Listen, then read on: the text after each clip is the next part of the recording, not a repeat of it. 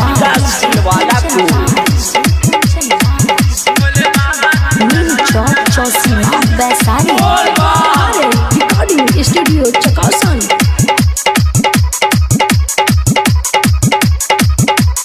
सखी चलो न जाला अब जाई कैसे, सखी चलो न जाला अब जाई कैसे,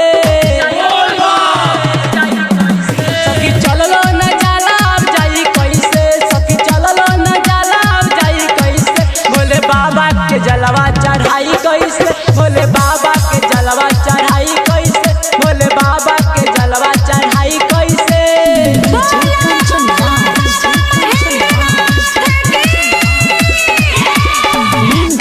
चौसीमा वैशाली लागे जल से भारी कवरिया हो, एक तो दूरे बाबैजू नगरिया हो, लागे जल से भारी कवरिया हो, एक तो दूरे बाबैजू नगरिया हो, बड़ी दुख त पौआ बढ़ाई कैसे, बड़ी दुख त पौआ बढ़ाई कैसे, भोले बाबा के जलवा चढ़ाई कैसे, भोले बाबा के जलवा चढ़ाई कैसे, भोले बाबा के जलवा चढ़ाई कैसे।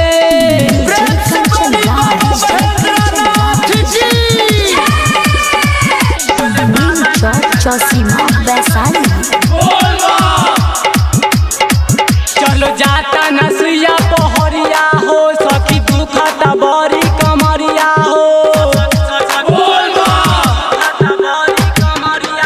चलो जाता नसिया पहरिया हो, सखी दुखत बड़ी कमरिया हो, बोला यही जैसे दर्शन पाई कैसे, बोला यही जैसे दर्शन पाई कैसे, भोले बाबा के जलवा चढ़ाई कैसे, भोले बाबा के जलवा चढ़ाई कैसे, भोले बाबा के जलवा चढ़ाई कैसे।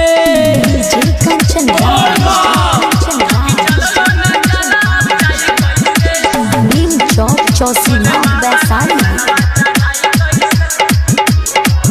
भले लेके आईती सूरज निराला के संग चलती विकास दिलावाला के,